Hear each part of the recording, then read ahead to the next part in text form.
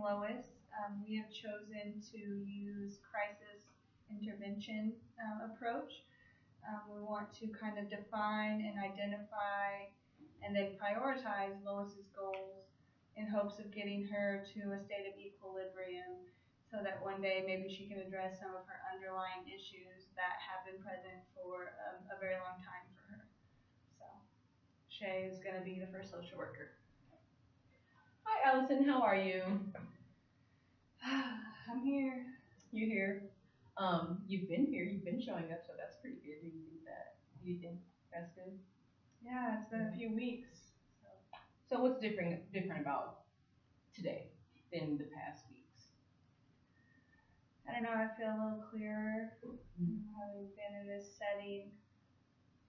I'm detoxed off of everything, and I still think about just being better off dead and things like that. But I feel like I don't feel like I want to hurt myself now.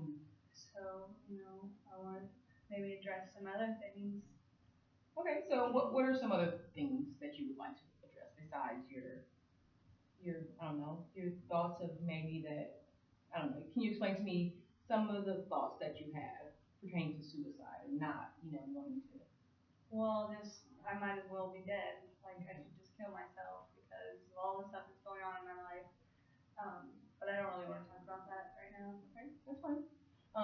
Maybe we can talk about it at a different time. Maybe a little bit later towards the end of the meeting, if that's okay. I don't want to hurt myself, okay? So Okay. let's not talk about it. All right. As long as you don't want to hurt yourself, we can talk about it at a different time. Okay. Well, what's another problem that you want to talk about?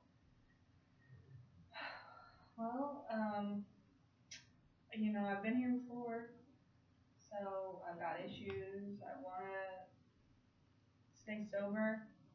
I'm depressed. I've been depressed most of my life, on and off. Recently, my daughter, my biggest supporter, my best friend, started saying that my boyfriend who lives with us has been molesting her. Okay.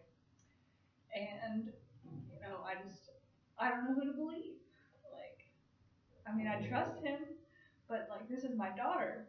And, instead of being able to deal with it, all of a sudden I've just been freaking out and getting, panicky and flashbacks of, stuff that I haven't thought about in years. And now DCS is involved. So it's that's why I'm here. I had no idea what to do. I don't know where to start. I wanted to die. I want to die because where do you begin? Well, I'm hearing a lot of emotion in your voice. Is it safe to say that maybe you're a little overwhelmed? Definitely. And out of all those problems, I've heard you say that your daughter has accused your boyfriend. Is he currently your boyfriend? I don't know what we are. Have you talked to any of them since you've been in the facility? Not really. I've talked to my kids. Okay. You talk to your kids. That's a great start. You talk to somebody in that circle or in that area where you find most problematic. What are the things that you guys talk about? They kind of just seem apathetic, when you coming home this time, and I kind of ask them what DCS is telling them and what's going on at home, because I'm not there and I don't have any control right now. So. Okay. So would you say that your kids are providing you with that support that you need? I guess, but isn't that part of the problem? And what would be if you could explain the problem in little detail, what would that be? That my family's fucked up. Okay. There's a lot of shit going on. That I have a lot of issues. I hear you say you have a lot of issues. Is it you say you have a lot of issues and then you say your family's fucked up? What in that family is making it so fucked up, I guess? I don't know, maybe that I'm not present with them because I'm on drugs all the time, because I'm depressed. The oldest kids have to parent the younger ones. DCS is there, who knows if they're gonna, take them away from me. I'm so, now, realizing how fucked up I am about being abused by my dad. I can't even help my own daughter. So as we discuss some of these things that are going on, I hear that you're saying I a lot, and then you say that your family's fucked up. Do you think it's more so your family or a personal problem?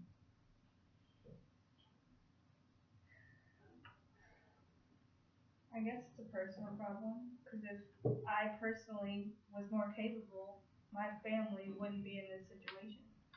If I wasn't depressed, if I wasn't using cocaine, if I was there for my daughter, Okay. if I wasn't abused as a kid.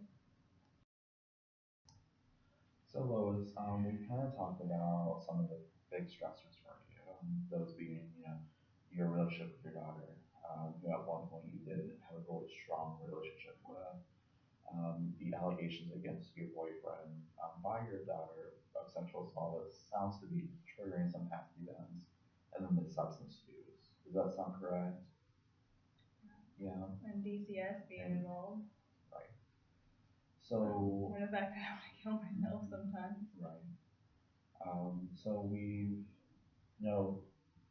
kind of like talk about the three biggest areas when DCS is involved with the child, um, the allegations of the child sexual assault, and the suicide ideations are a result of like all these stressors. Does that sound correct? Yeah. Okay. So these three challenges that we've talked about with the daughter and the boyfriend and the substance use, which one do you feel like you have most control over right now? Well, I mean, I know that when I come here and when I'm like away from the stress and like away from the drugs, that I can focus and like think about, what I gotta do, what I gotta do for my family, or what I gotta do for my daughter, or I don't know, that I don't have to want to die. And I know that that's because I'm safe and I'm not on drugs. So maybe that's a place I could start. Just continuing to not be on drugs might allow me to, I don't know, deal with some of this other shit that just Okay. keeps piling up. Okay. So you indicated to me that substance use, the area that you feel like you have most control over, that is kind of getting in your way of like taking care of your day-to-day responsibilities and functions. I mean, if I had control over it, I wouldn't be in this position. I wouldn't keep using, even though I wouldn't stop. But I mean, I feel like that's the area where I need to have control over to be able to function and all the other shit. So, since we've indicated that substance use is where you're focused at right now, and the cocaine use, let's go ahead and start setting some goals and setting some ways to prevent drug use after you leave the facility. Does that sound okay to you? Yeah. Okay. So, first is, what stressors do you recognize at home that lead to substance use? Well, usually it is when I'm depressed, when I'm alone. Even more so now, whenever I hear Fiona talk about this shit with my boyfriend, I just can't deal with um, paying the bills. I mean, it's anything. I'm used to it. That's what I've been doing for years. I mean, I lost my job because of it. It's like, I do it even when I don't want to do it. Right. So it just sounds like the overwhelming, stress that you're dealing with every day just leads you to the substance use. Okay. So what this indicates to me is that we could work on developing coping skills or skills to utilize when feeling the overwhelming stress in order to um, kind of take away this idea of substance use and focus on what can I do that's healthy that will lower my stress and help me manage these various challenges I'm dealing with. Okay. Does that sound like a good start for you? Yeah, I mean, if it works. If it works, okay. But it sounds like you're willing to try. Yeah. Okay. And then, so that's one step So we're looking at a few others things we can put in place to help minimize risk of substance use. All right. What is your thoughts around support groups around substance use? Well, I've been in inpatient and outpatient, like IOPs and stuff before, but I never really tried like AA, NA, and those kinds of things. I know they have a CA. I don't know. I feel like maybe if somebody went with me, I could try it. I don't know. It Okay. scares me. That scares you. Okay. So we've kind of indicated two possible routes. Sounds like you're willing to give some sort of anonymous group a try with some additional support for the initial meeting, as well as like trying some coping skills. So what I would like to see over the next few weeks is we're going to continue to work together, meeting weekly sessions on developing these coping skills and developing um, ways to manage the anxiety of going to these support groups. And maybe even that time we can maybe go to a support group together or figure out some way around that, figure the best approach. Does that sound good to you? Yeah. But like we said, I mean, there's so much other shit going on. What if I get overwhelmed because I'm thinking about all the other stuff I need to be doing? Okay. So in that case, we would, let's go ahead and start, creating a safety plan. Let's do that right now.